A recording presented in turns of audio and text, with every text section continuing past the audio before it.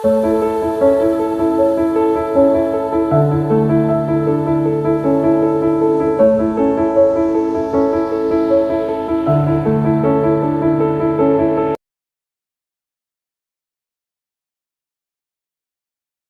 വെച്ചാൽ ഇതിപ്പോ നമ്മള് കുളിക്കാണ്ടിടാൻ വേണ്ട.